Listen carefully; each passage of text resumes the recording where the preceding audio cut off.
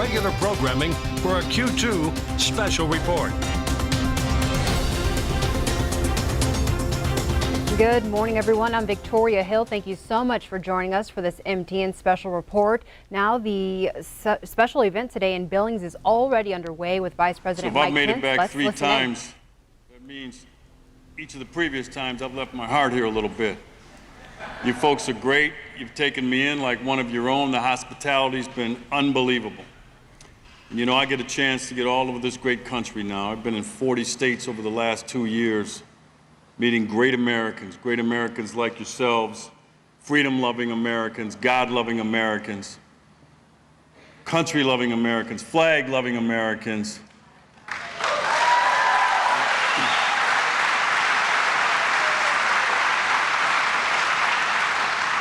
And good folks like you are under siege by the left. They call you mean, nasty names. And I know you better than that because I've met you personally.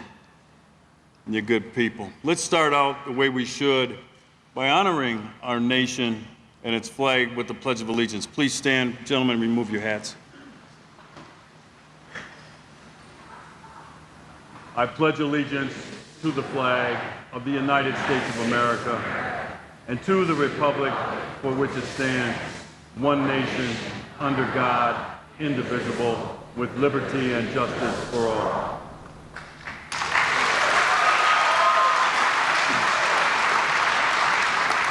Thank you once again. I want to start by acknowledging, since we're talking about our country and freedom, veterans in the audience, if you can, please stand. We want to give you a round of applause.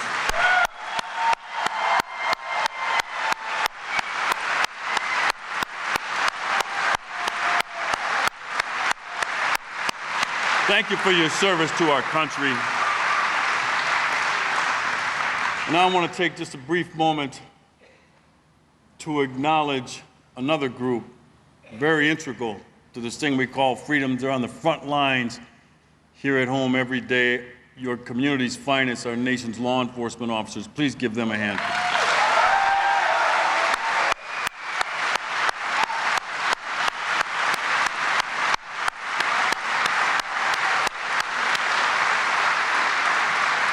Officers, thank you for your service to your community. As was indicated, I am now retired. You notice a smile came across my face when I said that.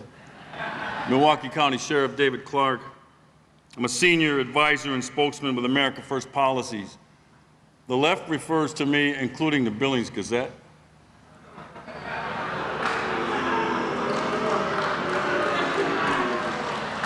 They refer to me by a different title. They call me the controversial cowboy hat-wearing Trump supporter.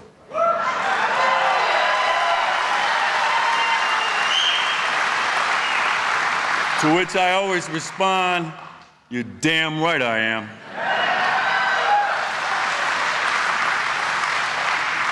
It is really my sincere pleasure to welcome you to our Tax Cuts to Put America First event. America First Policies is a nonprofit grassroots organization supporting key policy initiatives that will work for all citizens and put America first. You see, we are committed to empowering, educating, and mobilizing the millions of Americans like you who want to make America safer, stronger, and more prosperous and greater than ever before. Because like you, we believe putting America first means fighting to stop countries like China from taking advantage of us, stealing our jobs, and dumping products here while they keep great American products out of their own country. It means making sure there are less federal regulations on the books, not more, and that overzealous government bureaucrats are reined in.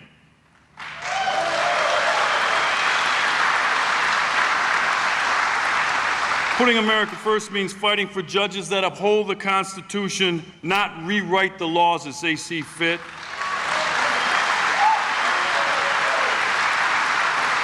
And that's why it's important to get Brett Kavanaugh confirmed as soon as possible so he can get seated for the fall term.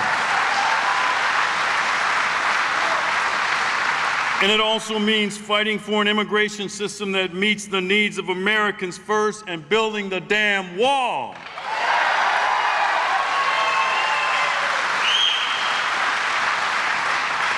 You know, this is why America First Policies was on the front lines fighting to make sure Congress passed the biggest tax overhaul in a generation.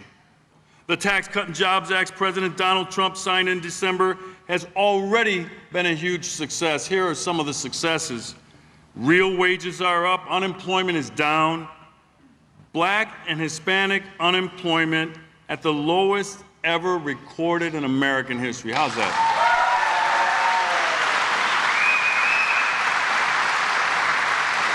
And think about it, that's even after the first Black president. Where unemployment in the Black and Hispanic community actually went up. Everywhere is right. Manufacturing is back. Retirement accounts are stronger than ever. And we finally eliminated Obamacare's individual mandate that was forcing Americans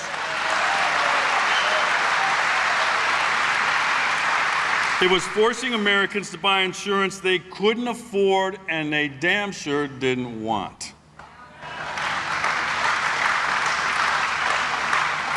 But we're not done. I don't know about you, but I gotta ask anyway, you tired of winning yet?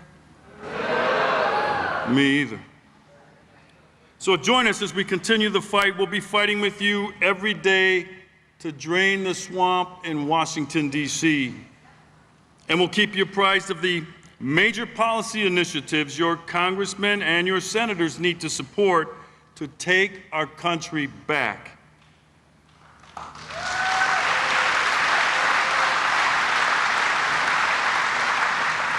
Because you see, if we all keep fighting each and every day, we will make America great again.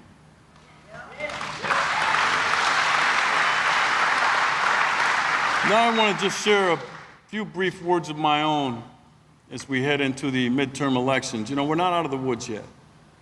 We're winning, we're getting this country back, but it's a job that has no finish line, ladies and gentlemen. It's going to be a fight every day. And that's why I joined up with America First Policies, because, see, I'm a fighter. And I wanted to dedicate myself full time to this fight for freedom in America, because that's what it's all about to me. Freedom and liberty, the Constitution, the flag, the American people. We need your help in that effort as well. And so sometimes what can happen with success, and it's part of the human condition, the more successful you are, the more you're used to winning, you start to take it for granted. You think it's going to happen every time, right? With the new legislation, the new Supreme Court justice nominations, you think, we'll get this one. You see, there's three enemies of success: hubris born of arrogance, division from within, and a third one, and that's the one I want to just touch on briefly, complacency. We cannot get complacent or become complacent, because if we do, all of our hard work since 2016, all of our hard work may go up in smoke. And I don't know about you folks, but I've worked too damn hard to get us this far and to get this president and vice president this far, to watch it in 2 short years go up in smoke. So you got to stay in the game, and all I'm here to remind you to do is put the party hats and the party favors away and suit up, because it's going to be a fight.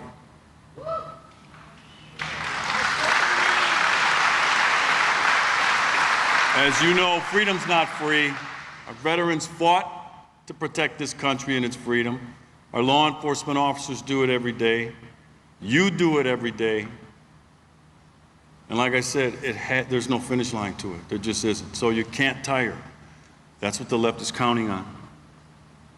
Now I'm going to introduce our panel. My first introduction is the program moderator, Todd Barron, Principal, RNC, LLC. Todd?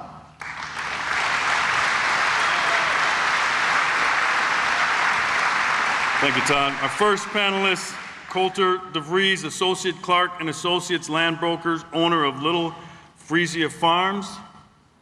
Coulter. Thank you, sir. Our second panelist, Steve Mergenthaler. He's the owner of Mergenthaler Transfer and Storage. Steve.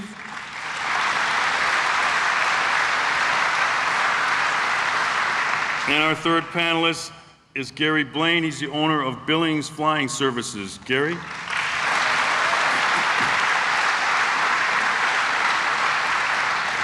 Thank you. May God bless you, and may God continue to bless these United States of America. Thank you very much.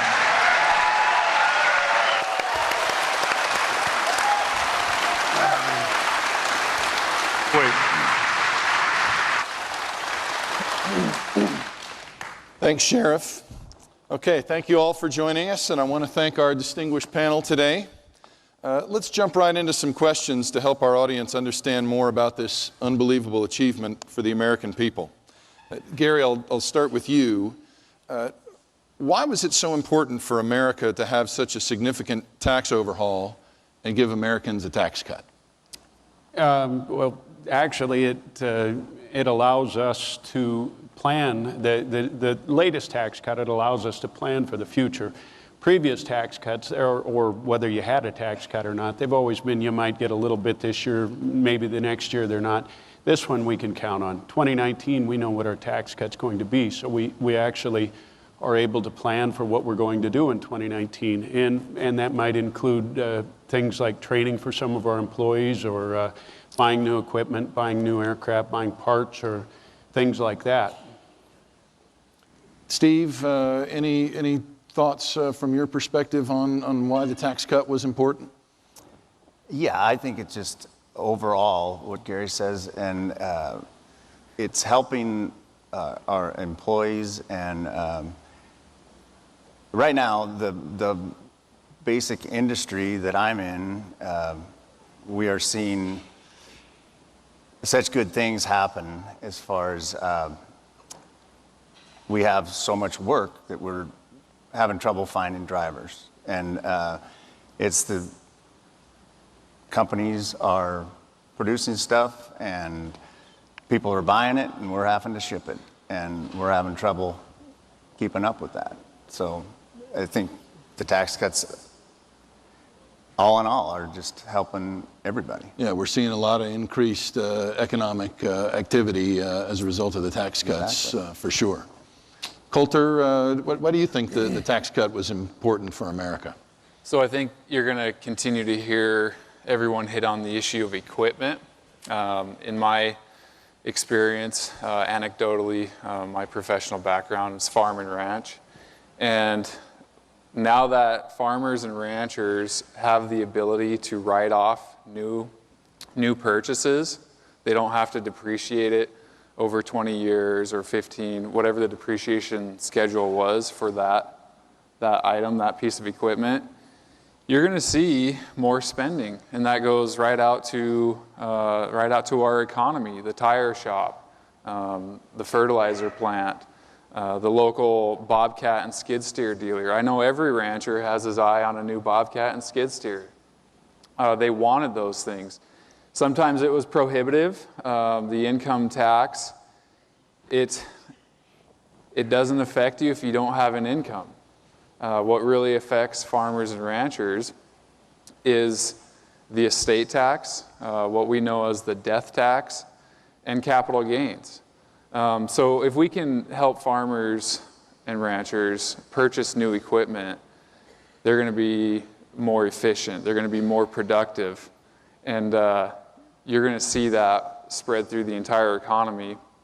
I'm really proud of Montana in that we lead the nation in entrepreneurs. I think our rate of entrepreneurship, small business owners, self-employed is about 17%, and we're #1 in the nation.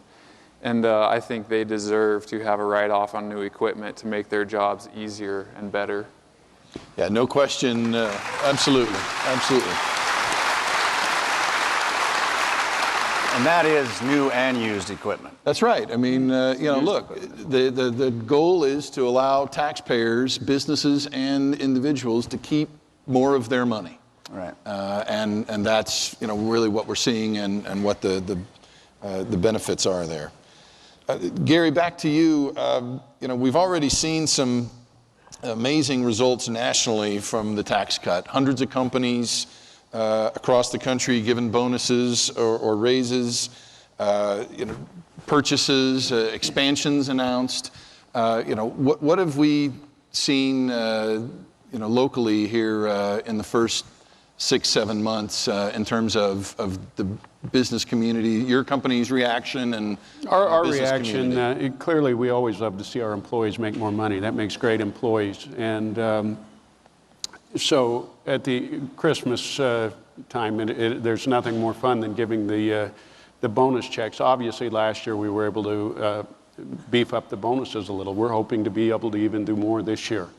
And I see those guys out spending their money. The guys are, the motorcycles, the boats, whatever, they're enjoying their time. And that's what life is about. I can appreciate that. Obviously, when they buy a motorcycle, the motorcycle manufacturer, the Harley-Davidson company, gets to make a little more money. So it all works together. And what about the outlook for the next, let's say, 12 to 24 months? Well, we have plans. We've already ordered up, we build firefighting tanks that go inside the helicopters. We actually have them manufactured in Oregon. And we feel very stable right now. We're ordering, we bought one this year. We're going to buy 2 more next year. We had them designed and developed, either through people here in Billings or in Oregon. So it's all American manufactured items. Those tanks, back to what Coulter said, when we develop products like that in the U.S., and it is helpful to have the tax advantages.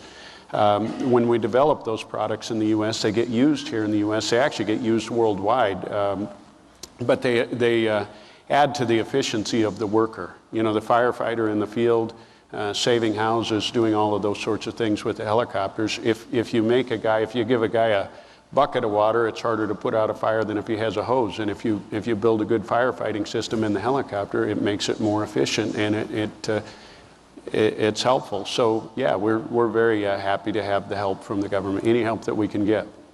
So Gary, we had talked a little bit backstage about your R&D efforts. Are you expecting to continue to expand your R&D activities here in the next 12 to 24 months? Right now in Billings, we're working on how to open up a turbine engine overhaul shop. And the R&D on that is, every little piece, whether you build a test cell for an engine or you train an employee on how to work on an engine, all of that goes into research and development, and clearly any help that we can get from the government. I think I mentioned to you earlier, I happened to be up late last night. I was watching Elizabeth Warren on TV, and she talked about how they should tax us more, and 50% isn't enough, and all of those sorts of things. And she talked about the education aspects of it. If we could spend this money on education. The fact is, we're spending it on education already. We're teaching young guys how to fly airplanes. We're teaching guys how to work on airplanes, teaching guys electricity, learning how to do turbine engines, transmissions, all of that. So I really think that we can do a better job with our money teaching our own people, and the people that actually earned that are going to get to put it to work versus spending it however Elizabeth might think it's best spent. Absolutely. Absolutely. With all due respect to Senator Warren, the tax rates are going the other way. I told you I'm deaf. You're going to have to wait until they quit clapping. So Coulter, what about, from your perspective for the next 12 to 24 months, any expansion plans on the horizon? We talked about equipment purchases a bit. I would say farmers and ranchers would generally like to expand. I think they feel they have to expand to reach economies of scale. Productivity increases. Yeah. If you have a new tractor, you like to keep it moving more. So that means picking up more leases or buying more land. People would like to. It comes down to market price of what they're producing and how they can manage their expenses. A big factor is labor too. Who's going to spend the time in the tractor or on the fence line? And so I don't have the experience with the workforce and the labor force that these two gentlemen do. I'm more with independents and mavericks and self-employed, which is a big part of our economy. But I will say that this tax cut, and the tax programs, if it can expand your workforce to expand your output, we need more of that. My best friend, who's now a marketing consultant, he paid his way through Montana State University by driving truck for Mergenthalers. And now he's helping me. And then he had enough working for Mergenthalers, he saved up enough on the side to start his own business. We need more people. We need more employers like Steve here who can put people to work. Great, great. We'll put you to work. Steve, what's the outlook from your perspective for next 12 to 24 months with a little bit more opportunity on the bottom line? Well, I think just all in all, the economy is booming because of the tax cuts and the slashing of regulations and the less worry about more government regulations. And right now things are booming so much that if I order a new truck right now, it's going to be March of next year. And a trailer is August of next year before I can even get it. Unless you find some way to get in a slot that, it's a long time and things are really rolling. And so the whole industry is looking to take advantage of these new equipment write-off rules. Yeah, knock on wood. Everything is rolling, and we're happy to see it, and we're going to take advantage of it while we can. Hopefully, it keeps rolling. Great. So Coulter, coming over to you, how do you view the tax cut helping farmers? Again, in sort of the taking into consideration business tax cuts, estate tax exemption increases, wage tax rates coming down for your staff, and so how do you view that as helping the industry? Absolutely. So I would consider your average rancher to be right around 200 head. Yesterday I was talking to a client who bought a ranch at $36 an acre, and I don't know how many years ago this was, but he's ready to retire. He's at that age. I think it was a few years ago. It was a few. Coulter, yeah, it was a few. I should have been listening better. Yeah, he should have bought more. Yeah, and now it's worth over $550 an acre, and that's his 401k. And so if that is going to be above, so that operation, that ranch is actually going to be above the limit for the estate exemption of $10 million, is that correct? But it certainly helps because his whole life he's had to sacrifice and toil to pay off that ranch. And I would consider it your average size place that supports one family. That's what they've done their whole life. It has supported them. And for them to reach retirement and have to look at a significant capital gains tax, or else if they wanted to transfer that to their children, there's pride in land ownership. There's pride in the generational family farmers and ranchers. No one wants to see their children burdened with a huge death tax. And if you're looking at retirement when you've worked so hard for so long, no one wants to pay that tax either. That doesn't seem like it's going to be worth it in the end if you're going to have to give away 40%. Mm-hmm. Or more. Or more. Great. Thank you. Let's talk a little bit about some data around the impact of the tax cut on working Americans. So studies have shown that labor bears a disproportionate share of the business tax burden. And it means that higher corporate taxes generally result in lower wages for workers. The reduction in the corporate and pass-through tax rates and the new flexibility that companies now have to invest their profits however they want is expected to lead to an average wage increase of over $4,000 in the coming years for American families. So, Gary, let's talk a little bit about what impact you think the tax cut will have on economic and job growth in Montana. Well, I've seen it already. We're having to pay higher wages all the time. The one big advantage is we live in Montana, so it's a little easier to get people to move here who are highly skilled. But across the nation, we're competing with aviation mechanics. And clearly, with even very much so in the last year, we've seen the wages rise, and we're having to pay more to get people to come in. Steve, what are your thoughts on economic and job growth, across the state and even regionally as you operate on a regional basis?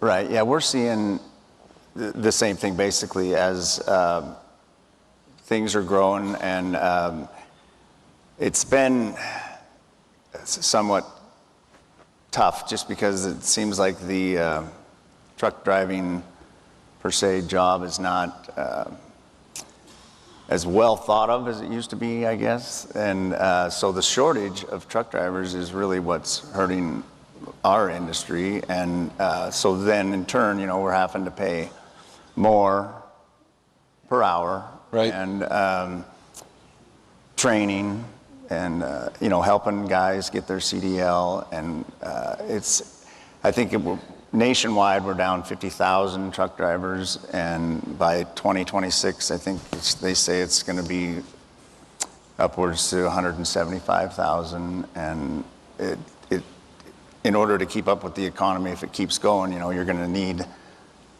1 million drivers in order to replace them and keep things going. So having those that tax cut gives you a little more ammo to go out and compete for the drivers that you need. Right.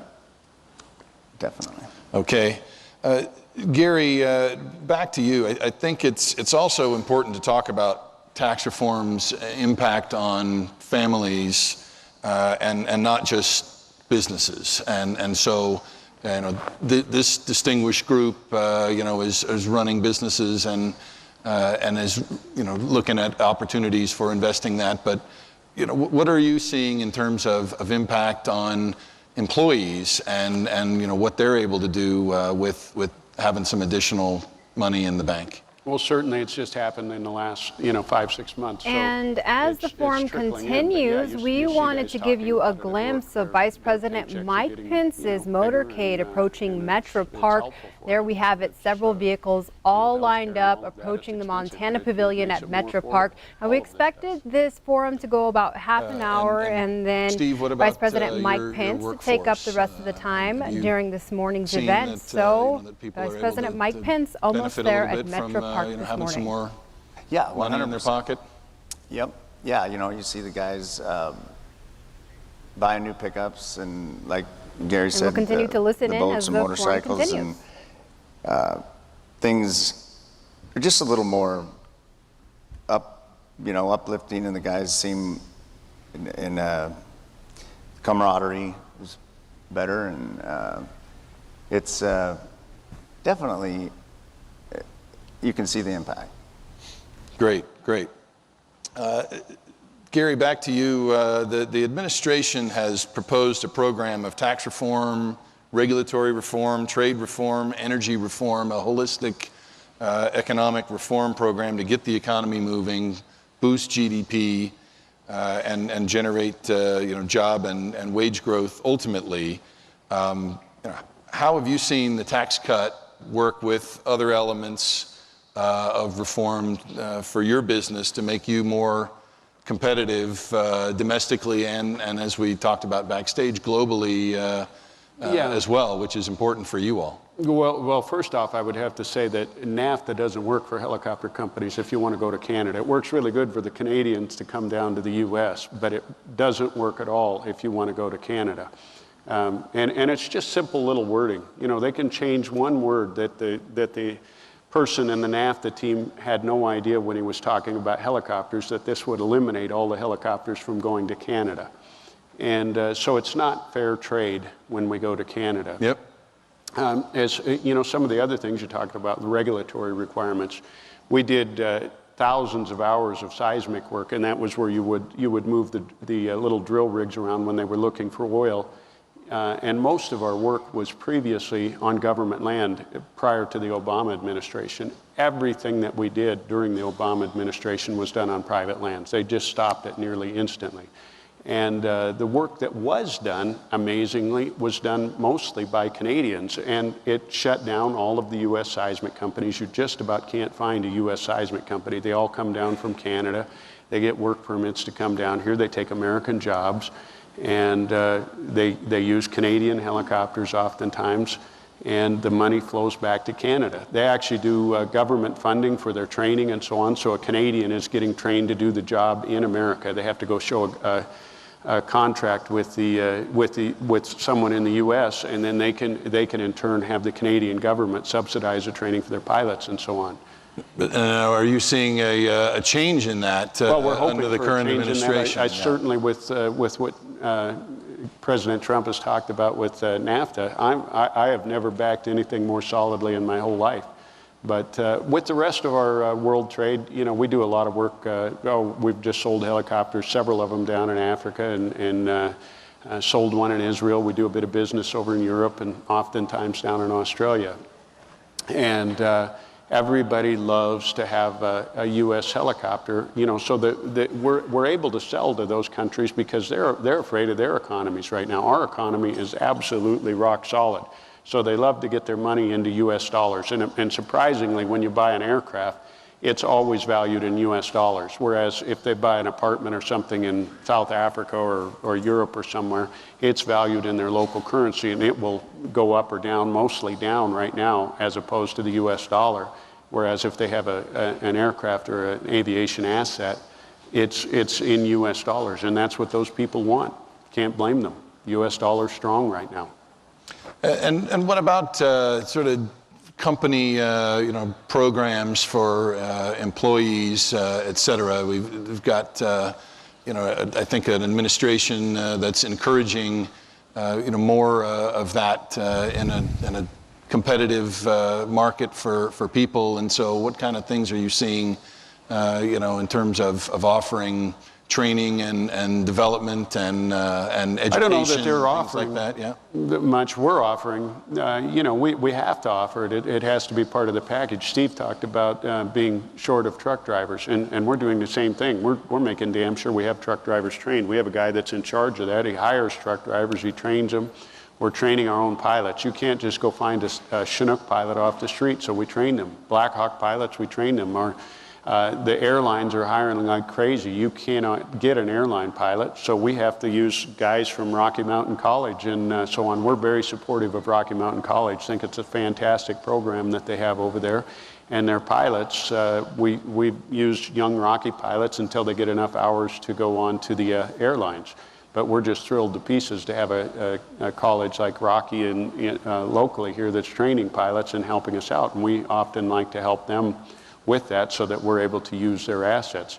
It's not government mandated, but it certainly makes good common sense. And when we have a little extra money in your pocket, certainly you're going to put it into places like that. Those are the kind of programs that you've got the ability to fund some more of that when you've Absolutely. got some additional resources. It's incredibly important. If we don't fund those programs, we won't have guys to help us. We use the fixed wing airplanes to move parts around to the helicopters. We generally joke about it, but it's almost the truth. When one of our helicopters is down, it's too expensive to let it sit. So if a helicopter needs a roll of toilet paper, we fly it to it. We don't have them go to the local town and get it. And so we've got an airplane at any given time that is moving parts around the western United States. Great. Coulter, what about from your perspective, You know, we've got an administration that clearly is looking for you know, more of a partnership with business owners and a lighter touch from a regulatory point of view. Is that, you know, causing a little optimism with the ranchers and the farmers? Anecdotally, what I can say I've heard in my relations within the industry, and you can all be very proud to know that there has been a big change of attitude within the BLM. Sounds like Secretary Zinke has made some orders that have come down the pipe, and they are more willing to work with our ranchers. They see it as a relationship now. It's not a fight anymore. It was a very, very bad fight for many years. And any government program, there are farm programs out there, and there can be differences between the farmers and the federal government. Waters of the U.S., protected species, monuments. There are a lot of conflicts between farmers, ranchers, and the federal government. And we've seen some changing attitudes within the federal government. So this administration has done a good job of turning that around. And you know, by extension, you know, making, you know, in addition to giving your business more opportunity, making your business ultimately more valuable, like we talked about. Absolutely, and I was at Sonny Perdue's speech in Great Falls last year or 2 years ago, and he said, I want to treat the federal government, the USDA, like we're Chick-fil-A, that when you walk in, we say, thank you for coming. What can I do for you today? Yeah. That's great. That's great.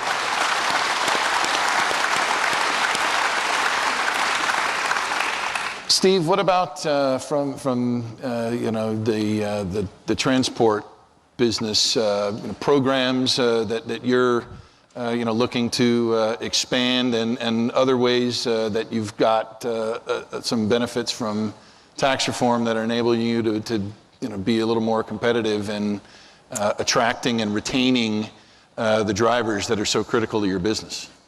Yeah, it's tough. It's there's a lot of competition out there, and that have they're big trucking companies that have war chests way bigger than mine, I should say, and it takes money to make money, though, and so, you know, you have to put the money out to help train and bring people along to provide a quality service and take care of your customer. And we're basically, we went through the years trying several different things, you know, with in addition to being able to attract Coulter's best friend, you've got some other strategies for that.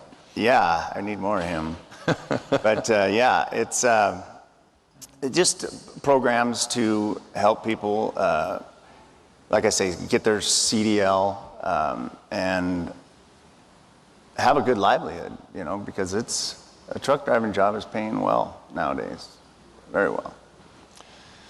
So that's great. You know, one big benefit from tax reform is the increased attraction of the U.S. as a location for global investment. So for years, as a tax advisor, I was frustrated by our high corporate tax rate relative to the rest of the world, and today we've you know, been able to realize a significant reduction in that, and 21% makes us extremely competitive in the global economy.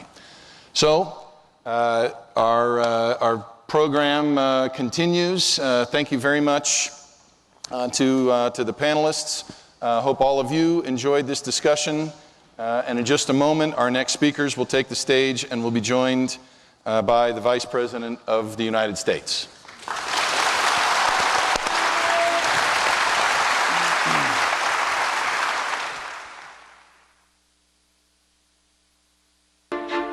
Before tax reform, Americans were paying more taxes than ever. and our businesses were being taxed higher than any other nation in the industrialized world. Our self-destruct. There you have it. The forum just wrapped up, and they're waiting now for Vice President Mike Pence to approach the stage. He, of course, is there in support of Matt Rosendale for this year's election. So we'll continue to watch on as they prepare the stage for the Vice President. Even worse, jobs and companies moved overseas, wages sat stagnant, and economic growth hovered around 2%. We need a competitive tax code that creates more jobs and higher wages for Americans. It's time we do expect Matt Rosendale to speak soon. Looks like the crowd is watching a video by President Donald Trump right now, and Secretary Ryan Zinke, Interior Secretary Ryan Zinke, is also present there, so he'll also take the stage, we're told. Doubling the standard deduction and doubling the child tax credit. The typical family of four earning $75,000. We're also told that Vice President Mike Pence is headed off to North Dakota right after this event. So it's been one thing after the next while he's been here in Billings and as he plans for the rest of the week. In the global economy. We are going to bring at least $4 trillion back into this country, money that was frozen. As he takes off from Billings, campaigning for Matt Rosendale, he'll be campaigning for Kevin Cramer over in North Dakota. When businesses are keeping more of what they earn, when they can write off their expensive... And the travel doesn't stop there. He'll be headed back to Washington, D.C. right after that North Dakota trip. AT&T plans to increase U.S. capital spending $1 billion and provide $1,000 special bonus to more than 200,000 U.S. employees, and that's because of what we did.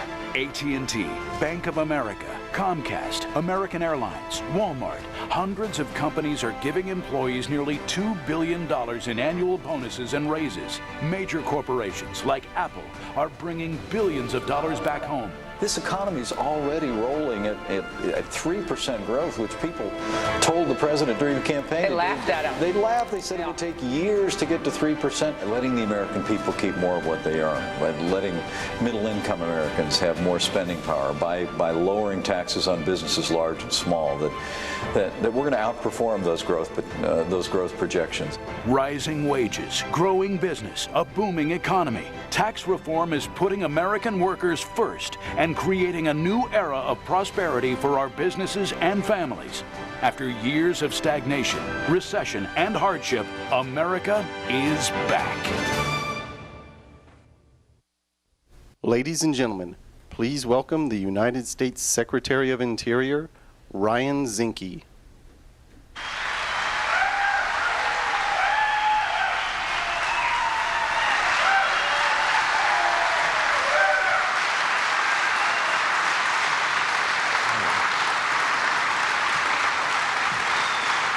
Tell you what, it is always good to be out of Washington. You know, a year and a half in, and I got to tell you, look what's happened. Unemployment, best unemployment figures for black Americans in the history of the country. Best unemployment figures for women in 65 years. Best unemployment figures for Latinos ever recorded. Our GDP is growing above 4%. And that's only a year and a half.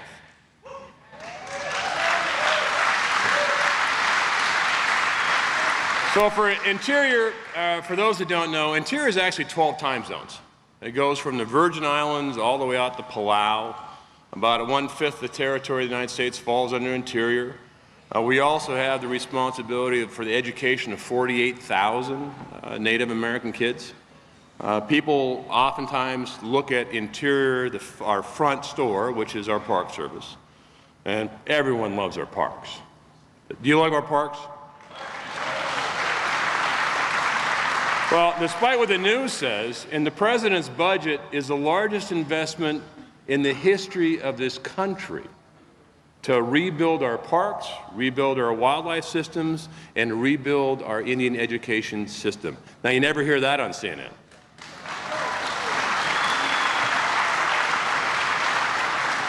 So last year and a half, I worked hard. We had 2 hurricanes, you might remember. One in Virgin Islands that almost wiped it off the map. South China Sea, spent a lot of time on the rise of China in the South China Sea. and they're buying influence, no mistake. They have a casino in there on one of our territories whose cash flow is $4 billion a month. A month. My entire budget for Western Pacific is probably a week's of cash flow. But then energy, and energy matters. And people ask me, what is the president doing? It's really easy to figure out. He's got a chalkboard in the White House that says, these are my campaign promises. And he actually goes through them and marks them off. Because somebody remembers.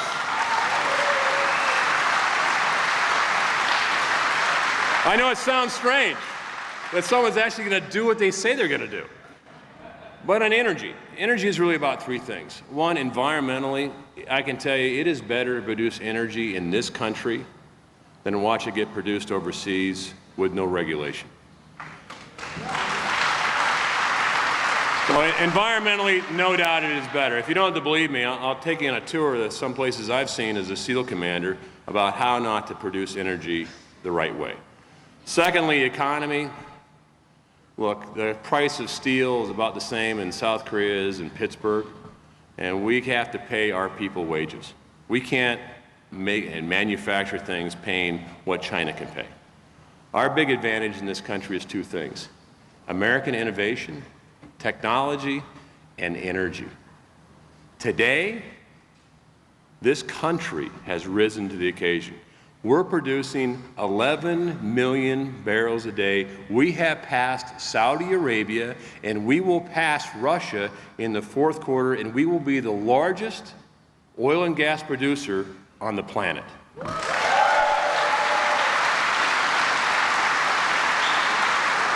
And that is brought to you by Donald J. Trump.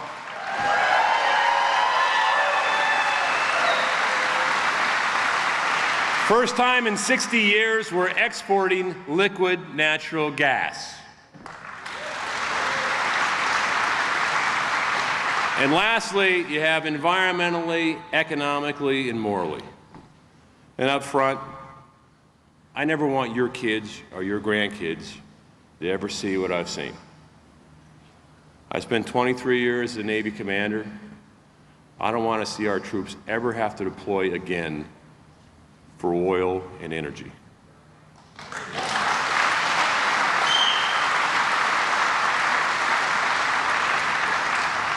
So lastly is this.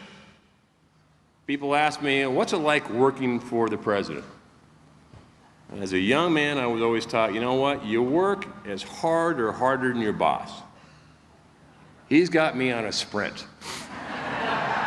I've never seen a president with so much energy and so much passion and so much love for this country. And as far as being nice, I can tell you the nicest person I've ever met is actually Ben Carson. Ben Carson, I gotta tell you, Ben Carson is so nice. It's like going to a yoga studio with Ben for 45 minutes. You come out, your back doesn't hurt. You just feel so good. And the second nicest person, a man of enormous integrity and conviction, is our Vice President, Mike Pence.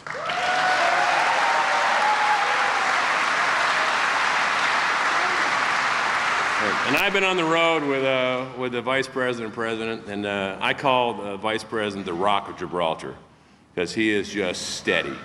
And it's funny because they have the teleprompter set up, and as you sit behind the president on teleprompters, you know, and he is a teleprompter man who's been with him a long time, and he's been in the campaign, and he kind of does his teleprompters. And the president, well, first of all, the vice president, this is his teleprompters. It's very steady, very organized. He stops, applause line goes on. Now the president's a little different.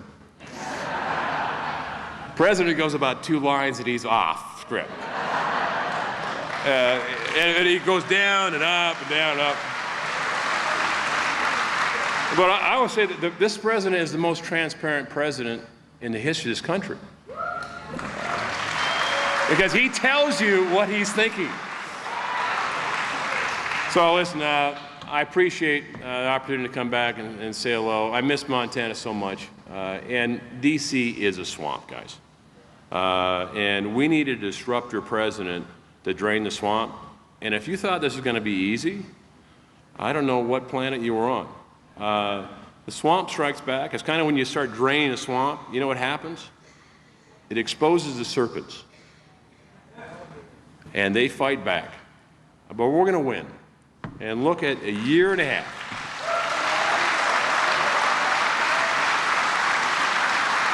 And the president was right.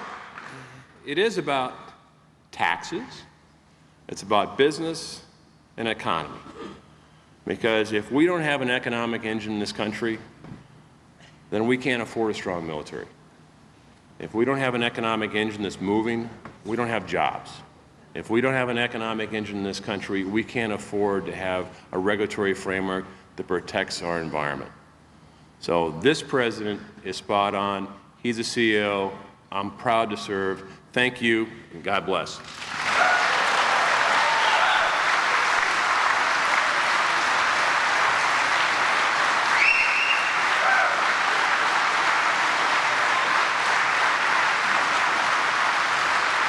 Ladies and gentlemen, please welcome to the stage Montana State Auditor Matt Rosendale.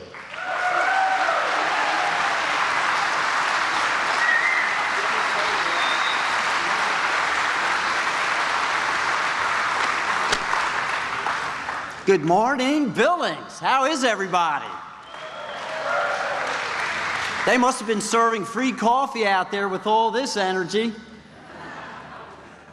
I am standing here before you proud to announce that I have been supported by President Trump and Vice President Michael Pence.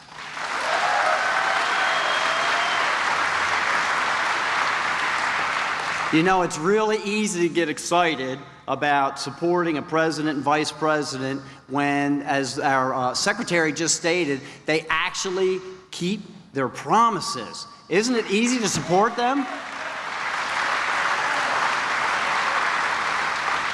You know, they said they were going to pass tax reform to put more money in the businesses of Montana and the pockets of the hardworking families of Montana, and they did it. And they said that they were going to reduce regulations, including the Clean Energy Act that would have closed down our plant at Colstrip and drove the cost of energy skyward for everyone across the entire nation. And they did it.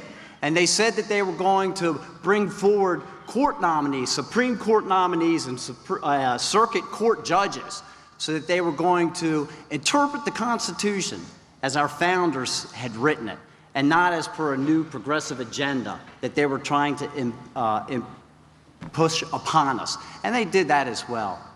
And they also said that they were going to provide a voice for those across the country that felt that they didn't have a voice, including the unborn, and they did that as well.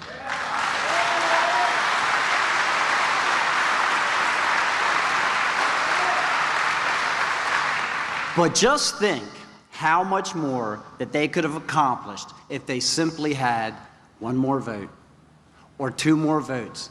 Because as I stand here before you, John Tester opposed every single good thing that President Trump tried to pass. We need to get another vote in there. I began this journey in 2010 when my friends and neighbors came to me in Glendive and encouraged me to enter into public service. And they elected me. And since that time, I've been supported from people across the entire state. And for that, I want to thank you.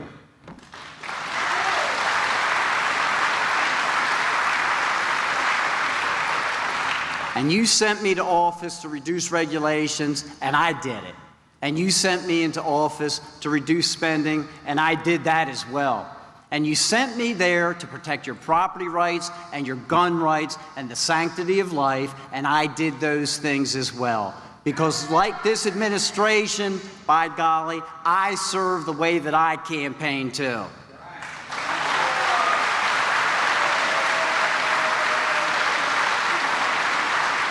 And that's what the people of Montana want, the straight story. They want the truth, and that's what this campaign will be about, the truth.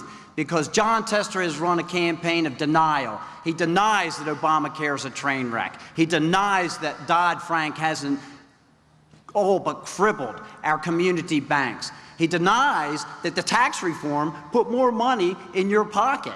Well, he cannot run a campaign of denial and get reelected.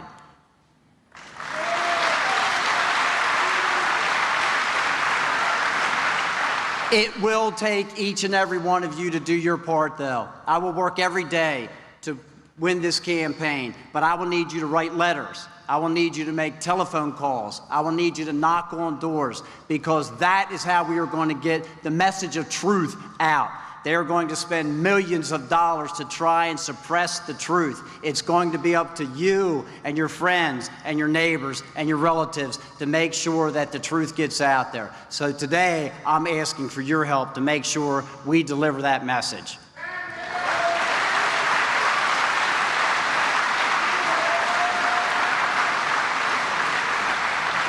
Now, I would like to introduce a man of faith, a family man, a champion for life, a man who defends our Constitution, a man who understands our way of life and is fighting to protect Montana's way of life. I would like to introduce the Vice President of the United States, Michael Pence.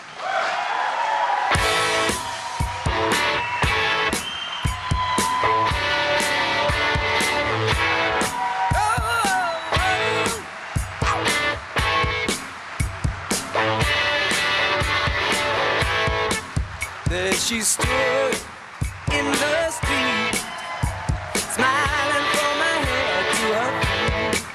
I said, hey, what is this? Now, baby, maybe she's in need of a kiss.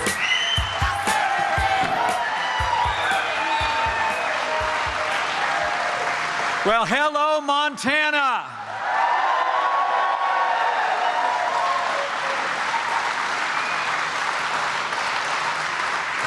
Man, it is great to be back in Big Sky country, in the state of gold and silver, with men and women who stand for family, faith, and who always stand for freedom. Thank you, Montana. Thanks for who you are. And before I get started, I want to bring greetings from a friend of mine I spoke to on the phone this morning.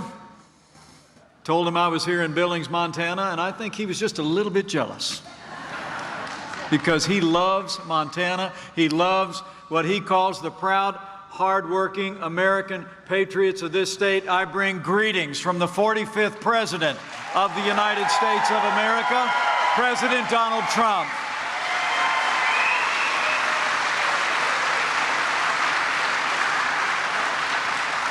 And I'm honored to be joined today by some great Montana leaders who are with us. And let me start first and foremost from a man you just heard from. He's a fifth-generation Montanan. He's a former Navy SEAL commander. He was a member of Congress that I served with on Capitol Hill, and I'm telling you what, he's a leader who's fighting every day to protect America's great outdoors and unleash our boundless natural resources. Would you join me in thanking a son of Montana, a true son of the West, Secretary of Interior, Ryan Zinke. Take a bow, will you?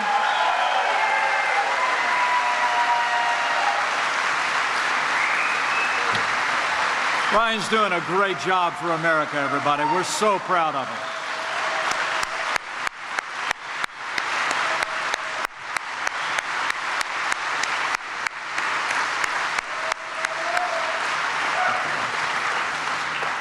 Let me also just give a shout out to this state's great leaders who serve in the Congress. They couldn't be here today. They're working on Capitol Hill, but I'll tell you what, they both have been standing strong with our president, putting the people of Montana and Montana values first. Join me in thanking Senator Steve Daines and Congressman Greg Gianforte, would you? Two great men who are doing a great job for Montana.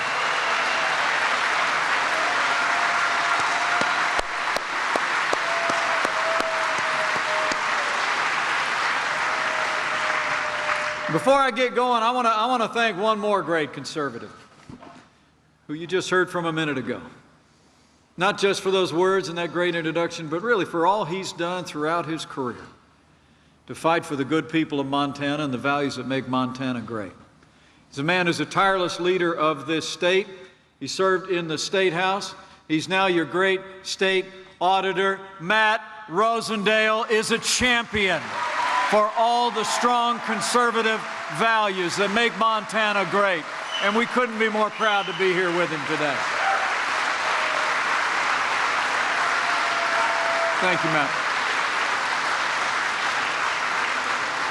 And thank you all for being here today. I'm really humbled that you all would come out in the middle of a busy week. And I want to thank you from the bottom of my heart. You know, last week marked just a year and a half since President Trump and I were standing on that stage on Inauguration Day, raised our right hands and took the oath of office. And I think there's only one way you can sum up the last 18 months. It's been a year and a half of action. It's been a year and a half of results. And it's been a year and a half of promises made and promises kept. And we're just getting started. It's true. I mean, think about it. President Trump promised to rebuild our military and restore the arsenal of democracy. With the strong support of Montana's conservative leaders in Congress, earlier this year, I'm proud to report, President Trump signed the largest increase in our national defense since the days of Ronald Reagan.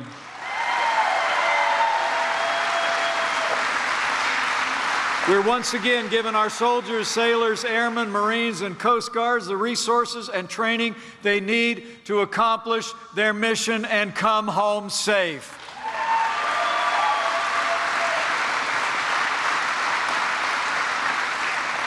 And I got to tell you, as the proud father of a United States Marine, I couldn't be more honored to serve alongside a president who cares so deeply about our men and women in uniform, and all the men and women who've worn the uniform of the United States of America. Would the veterans in the room mind standing up if you're able? Stand up if you've served in the armed forces of this country to give us a chance to say thank you one more time. Thank you for your service. Thank you for your service. This president's been working hard for our veterans. He's been working hard for these veterans, and recently signed legislation that's finally going to give our veterans access to real-time health care that they earned in the uniform of the United States. Veterans' Choice has arrived, and President Trump delivered it. And here at home, President Trump promised to enforce our laws and secure our borders from the first day of this administration. This president has been giving law enforcement not only the resources, but the respect that our law enforcement community deserves every day.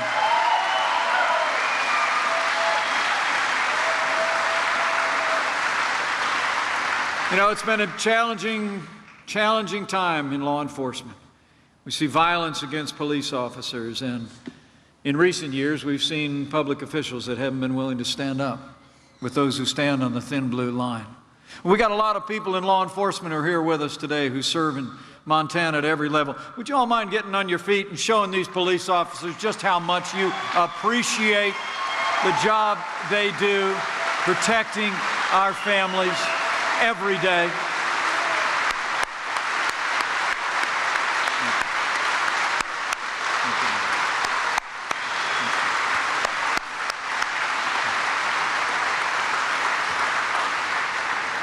In this administration, we stand with the men and women of law enforcement, and that includes the dedicated public servants of the United States Immigrations and Customs Enforcement. It does. These are great men and women. While some leading Democrats are actually calling to abolish their agency, let me tell you,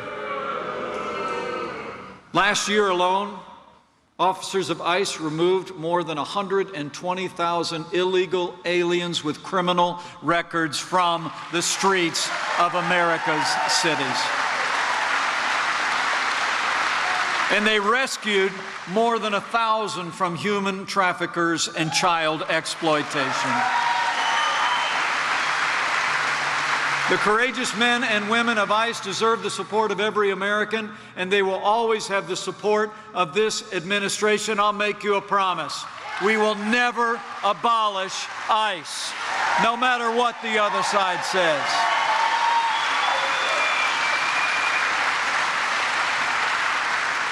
In fact, with our renewed commitment to immigration enforcement, I'm proud to report to friends here in Montana, President Trump signed the largest increase in border security in nearly 10 years. And we got a down payment, and we've already started to build that big, beautiful wall on the southern border. It's going up.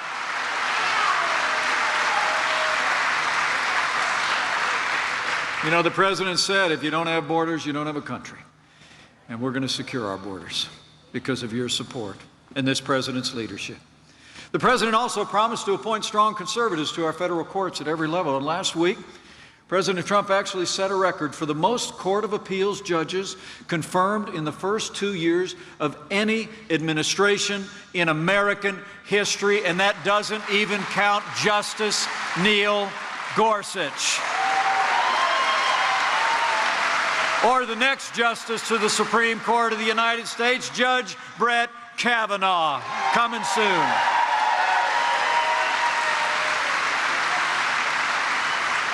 And I'll tell you, the people of Montana will be glad to know every single one of these men and women are all conservatives who will uphold the God-given liberties enshrined in the Constitution of the United States, including the freedom of speech, the freedom of religion, and the Second Amendment right to keep and bear arms.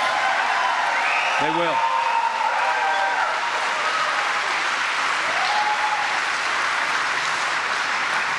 So, you know, it's about promises made and promises kept. That's why I came by today.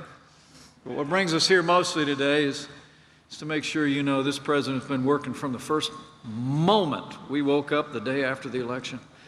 I'll never forget that. We wrapped up, I don't know, you probably all stayed up late that night just like I did, didn't you? I'll never forget about the time the election was called. It was probably about 4 in the morning, wasn't it, Ryan? On the East Coast. I brought a few remarks to my family. The president brought those inspiring remarks to the nation. I'll never forget backstage. He looked at all of us and he said, I'll tell you what, just don't even come in till 8:30 tomorrow.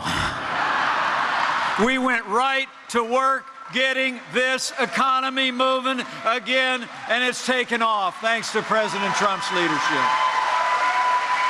We did. It's true. In case you haven't noticed, confidence is back. Jobs are coming back. To put it plainly, America is back, and we're just getting started.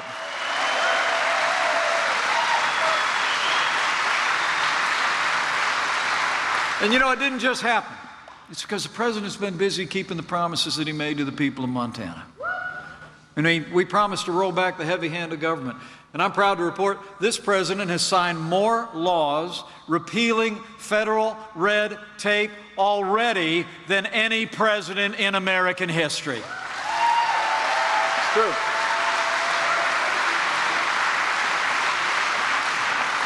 I mean, under Secretary Zinke's leadership, the Department of Interior alone cut new regulations by more than half, saving our economy and our workers nearly $4 billion. Great job, Ryan.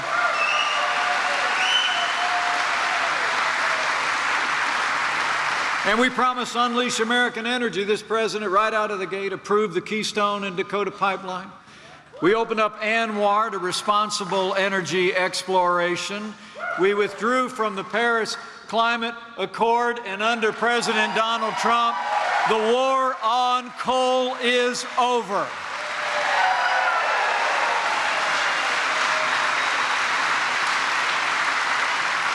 The president also promised to confront countries that frankly have been taking advantage of America for too long when it comes to international trade. The president took decisive action to defend our lumber industry and our steel and aluminum industries, the backbone of the American economy. And I promise you, President Donald Trump is going to keep fighting for trade deals that put American jobs, American farmers, and American workers first. And we're going to get it done. In fact, when it comes to America's farmers and ranchers, I'm pleased to report to you we're making significant progress as we speak, renegotiating the North American Free Trade Agreement. We opened Argentina to American pork. We opened Vietnam to corn and wheat, Brazil to American beef, and we opened China to American beef, a lot grown right here in Montana for the first time in 15 years. This president and our administration will always stand with our farmers and ranchers 100%. And finally, what that great panel was talking about today, and what brings us all here today mostly, is this president promised to cut taxes across the board for working families and small businesses all across this country. And right before Christmas, President Trump sat down at his desk and he signed the largest tax cut and tax reform in American history. It's promises made and promises kept, Montana.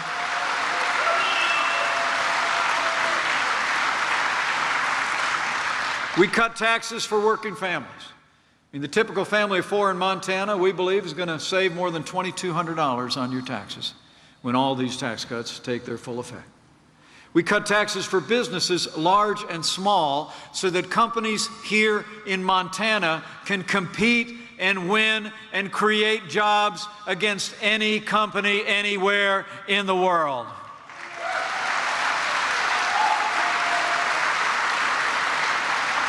We repealed death taxes for nearly every American farmer and rancher so that the family farm, the family ranch can stay in the family where it belongs. And by the way, in case you didn't notice, for all those other tax cuts, we also cut the core out of Obamacare. The individual mandate tax is gone. It's off the books. Now, we've done all this because of the strong support of our Republican majorities in the Congress, including your own Congressman Greg Gianforte and Senator Steve Daines. They were there with us every step of the way. But, you know, the people of Montana deserve to know all that we've accomplished, we've been able to do in the face of unprecedented obstruction by Democrats in Washington, D.C. I mean to tell you, the obstruction that liberals and Democrats on Capitol Hill have put up for this president has no historical precedent. And frankly, we've done it all despite the consistent opposition of Chuck Schumer and of your Senator, John Tester. It's true. And last year, John Tester actually said that he'd, in his words, work with anybody to cut taxes for Montana families and small businesses. That's what he said. But 1 month later, when John Tester actually had the opportunity to vote to cut your taxes, John Tester voted no. When the time came to cut taxes on Montana's business owners and farmers and ranchers, John Tester voted no. And it's not just tax cuts. When the time came to defund sanctuary cities, to repeal and replace Obamacare, even when it came time to give states like Montana the power to defund Planned Parenthood, John Tester voted no. Every single time. You know, President Trump had it right in Great Falls the other day when he just simply said, John Tester just doesn't share your values or ours.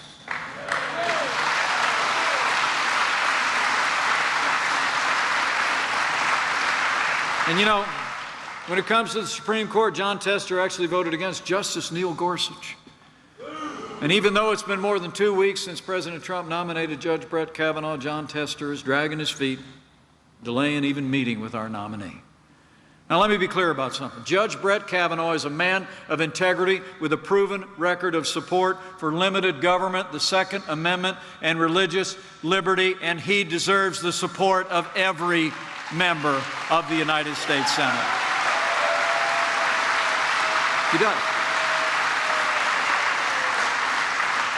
So today I want to call on Senator Jon Tester, set politics aside, give Judge Kavanaugh a fair hearing, give him the support he deserves. And if Senator Jon Tester won't confirm a judge like Brett Kavanaugh, we need Montana to give us a senator who will.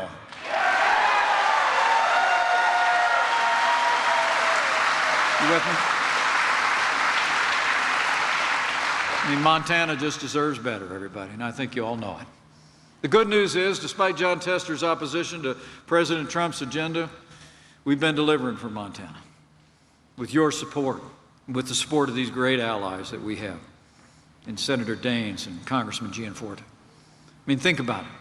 Think about what we've accomplished together. Since that election day, 2016, businesses large and small have created 3.7 million new jobs all across America, including 7,000 new jobs in the last 18 months right here in Montana.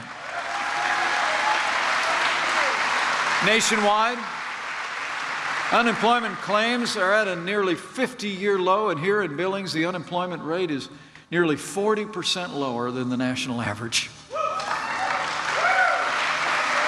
Amazing. And the President and I are particularly proud of the fact that we've actually set a new record, the lowest unemployment rate ever recorded for Hispanic Americans and African Americans.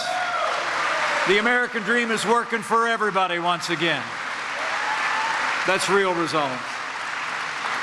You know, your Senator Jon Tester actually said the tax cuts were going to fail Montanans, but thanks to the President's leadership on tax cuts, regulatory reform, and energy, the truth is Montana is winning and America is winning.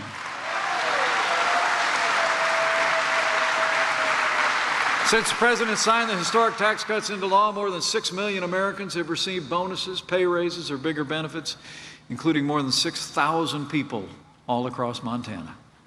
Companies like Billings Flying Service, whose owner you just heard from earlier today, is investing in new equipment and research that'll benefit their workers for years to come.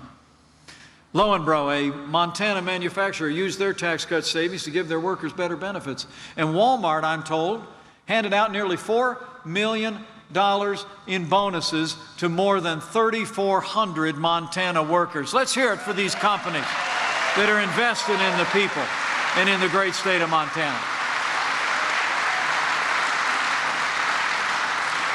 I mean, these are real results, friends. They really are. And we've accomplished all this because of the support of people like Steve Daines and Greg Gianforte and these great Republican majorities. But we've also done it with the strong support of other conservatives all across this state. I mentioned it before, but that absolutely includes that great conservative state auditor of yours, Matt Rosendale.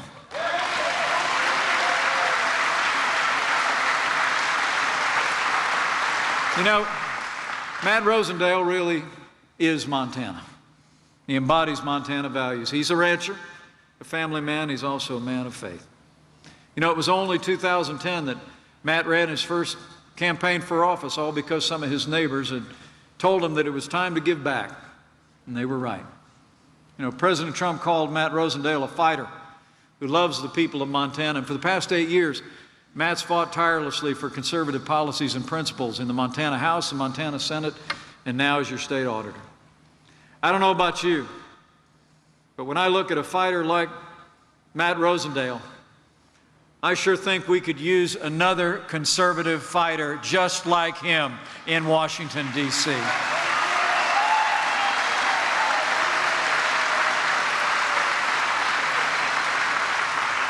I mean, the truth is, because of the support of these great leaders at every level across this state and across the country, Americans are more optimistic today than they've been in years.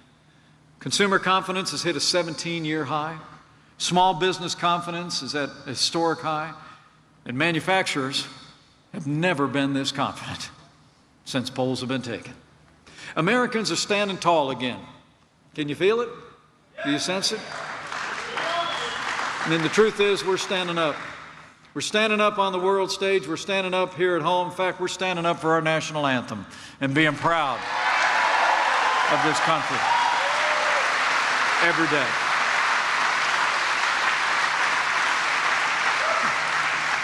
The truth is, pride is back. And as I stand before you today, I really think that faith in America is rising. I mean, faith in our ideals, faith in the boundless potential of the American people is rising once again.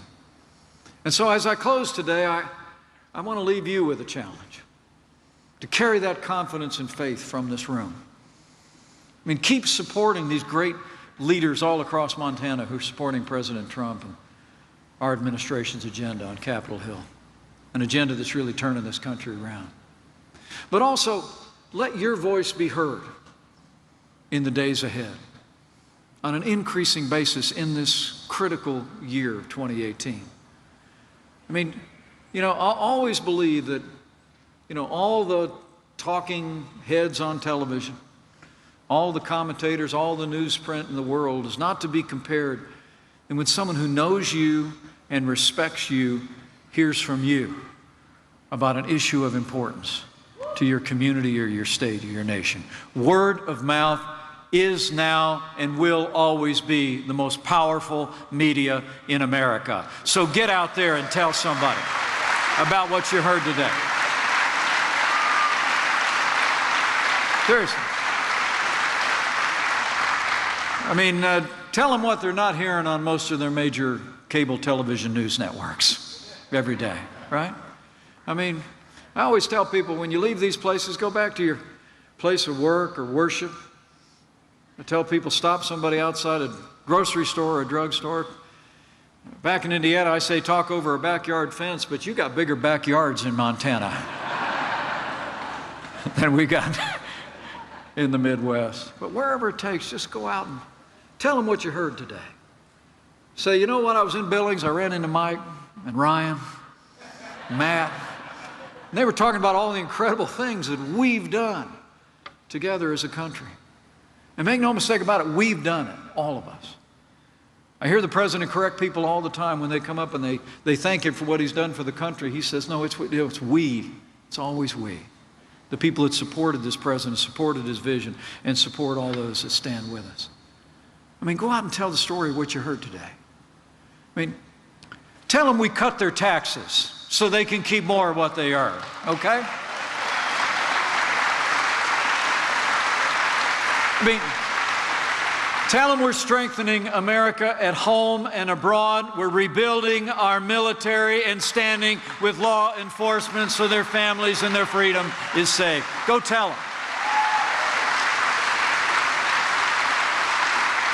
I mean, tell them we're putting Washington back to work for them and not the other way around. And tell them that under President Donald Trump, the forgotten men and women of America are forgotten no more. You go tell them that, Montana, because it's the God's honest truth.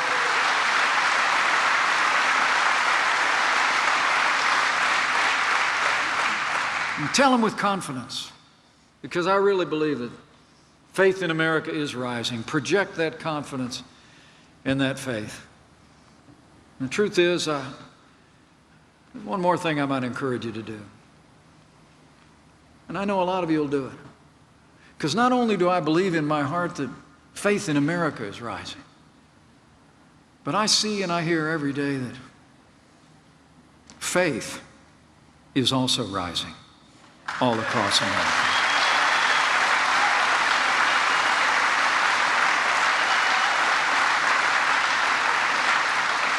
You know, sometimes I tell people America might just be the second greatest story ever told.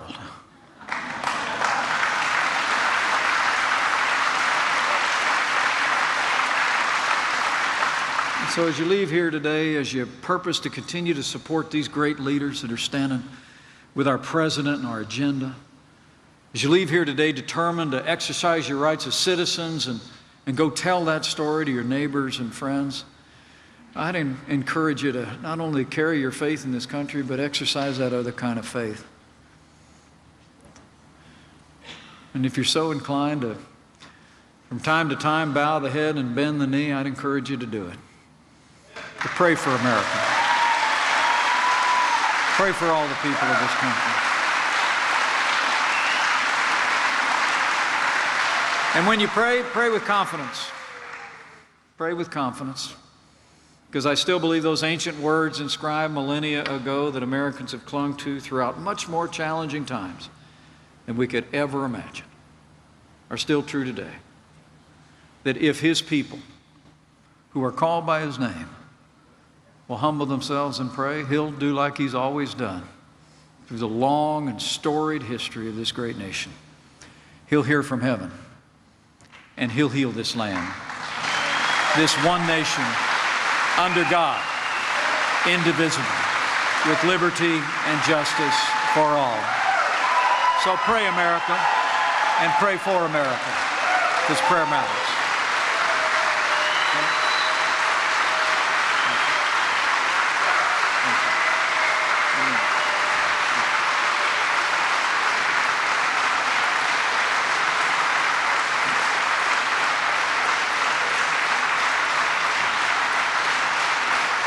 So, hey, thanks for coming out today. I look forward to saying hello to as many of you as I can before I'm headed off to North Dakota and then back to Washington, D.C.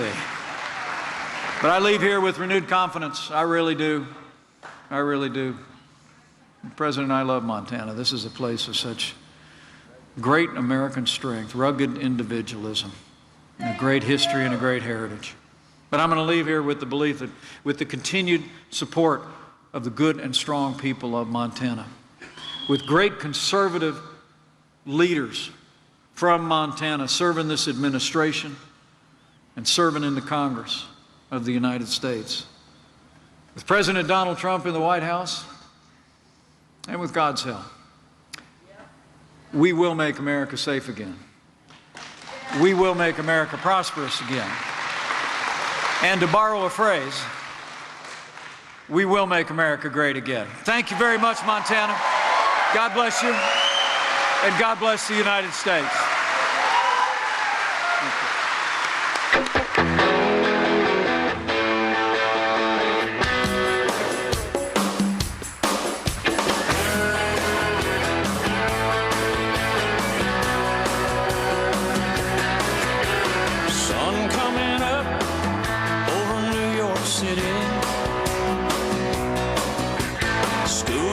Driver in a traffic jam, staring at the faces in a rearview mirror, looking at the promise of the promised land. One kid dreams of fame and fortune, one kid helps pay the rent.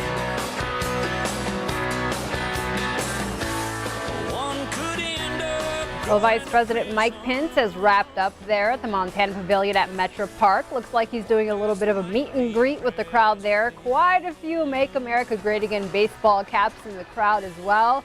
Up next, as he mentioned, he is headed off to North Dakota. Well, that wraps up this special report. Thank you so much for joining us today. I'm Victoria Hill. Have a great day.